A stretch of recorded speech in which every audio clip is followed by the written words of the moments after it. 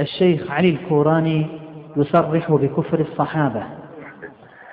مسألة أخرى يا شيخ عثمان، بالنسبة لتكفيرنا نحن لمن خرج عن الإسلام، أنا سارح لك إياها مرات ومرات، سارحها في البالتوك في مناظراتنا الكتبية معا.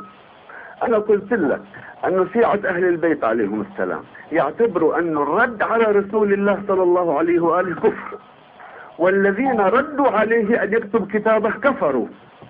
النبي أمرنا أن نعاملهم معاملة المسلمين لما قال ائتوني بدوات وقرطاس أكتب لكم كتابا لن تضلوا من بعدي أبدا، وردوا عليه كفروا، كلهم كفروا.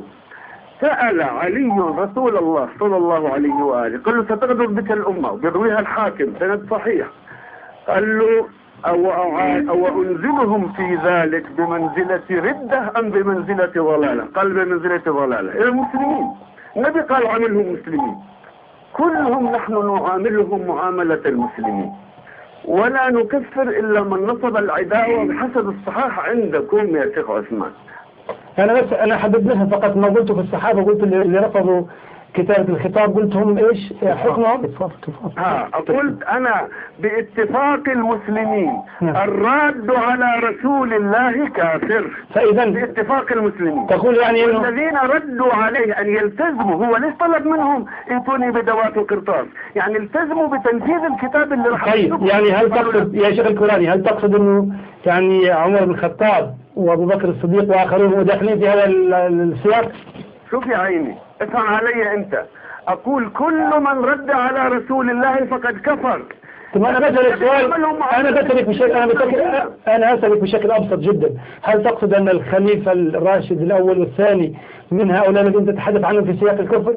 يعني من اللي النبي قال عاملوهم معاملة مسلمين، وإلا بإجماع المسلمين الراد على رسول الله كافر. أخي هم بالنسبة لأغلبية المسلمين الساحقة يجمعوا على أنهم لا، بس أقول لك يا شيخ الكوراني، أنا حديك فرصة تشرح الأمر. أغلب المسلمين يتقربون إلى الله بحب هؤلاء، يعني كثير أغلبية الساحقة، مثلا أقول لك 800 مليون شخص. في عندنا عنوان أولي وعنوان ثانوي، انت ما بتعرف العنوان الاولي والثانوي، خليه هو يجاوبني.